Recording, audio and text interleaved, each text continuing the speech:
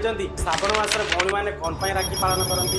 ଯେତେବେଳେ ରାଜା ବଳି ରାକ୍ଷସ କୁଳ ଜନ୍ମ ନେଇଥିଲେ ସେ ବହୁତ ଦୟାଳୁ ଏବଂ ଦାନୀ ସ୍ୱଭାବରେ ଥିଲେ। ଆଉ ସବୁବେଳେ ରାକ୍ଷସ ମାନଙ୍କର ଇଚ୍ଛା ଥାଏ ଦେବତା ମାନଙ୍କ ପାଖରୁ ଅମୃତ ପ୍ରାପ୍ତ କରି ଦେବଲୋକଙ୍କୁ ଜିତିବା ପାଇଁ। ସେଥିପାଇଁ ରାଜା ବଳି 101 ଯଜ୍ଞର ଆୟୋଜନ କରିଥିଲେ। ଏହା ଶୁଣି ଦେବତା ମାନେ ଡରି ଯାଇଥିଲେ ଏବଂ ଶ୍ରୀହରିଙ୍କ ଶରଣକୁ ଯାଇଥିଲେ।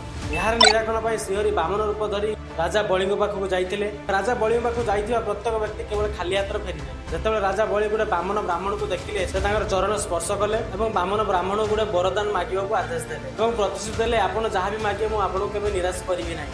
ଏହା ଶୁଣି ବାମନ ବ୍ରାହ୍ମଣ ଅତ୍ୟନ୍ତ ଖୁସି ହୋଇ 3 ପାଦ ଭୂମି ମାଗିଲେ। ସେତେବେଳେ ରାଜା ବଳି କହିଲେ ଆପଣଙ୍କ ସମ୍ମୁଖରେ ଆପଣ ଯୋଉଠି ବି 3 ପାଦ ରଖିବେ ସେଟା ଆପଣ କରିବେ। ତାପରେ ଧୀରେ ଧୀରେ ବାମନ ରୂପରେ ଥିବା ଶ୍ରୀହରି ତାଙ୍କର ଅଷ୍ଟଲ ରୂପକୁ ଆସି ଗୋଟେ ପାଦ ସ୍ୱର୍ଗରେ ରଖିଲେ, ଗୋଟେ ପାଦ ମଧ୍ୟରେ ଆଉ ଗୋଟେ ପାଦ କୋଉଠି ରଖିବେ ବୋଲି ଯେତେବେଳେ ରାଜା ବଳିକୁ ପଚାରିଲେ ରାଜା ବଳି ସେତେବେଳେ ତାଙ୍କର ମସ୍ତକକୁ ଦେଖାଇ ରାଜା ବଳିଙ୍କର ଏହା ଦେଖି ଶ୍ରୀହରି ଅତ୍ୟନ୍ତ ଖୁସି ଯାଇଥିଲେ ଏବଂ ରାଜା ବଳିଙ୍କୁ ଗୋଟେ ବରଦାନ ମାଗିବାକୁ ଆଦେଶ ଦେଇଥିଲେ। ଏହା ଶୁଣି ତୁରନ୍ତ ରାଜା ବଳି ବରଦାନ ସ୍ୱରୂପ ଶ୍ରୀହରିଙ୍କୁ ସର୍ବଦା ତାଙ୍କ ଆଖି ସାମ୍ନାରେ ରହିବାକୁ ମାଗିଦେଲେ। ସେଦିନ ଠାରୁ ଶ୍ରୀହରି ସର୍ବଦା ପାତାଳ ଲୋକରେ ଦ୍ୱାରପାଳ ହିସାବରେ ରହୁଥିଲେ।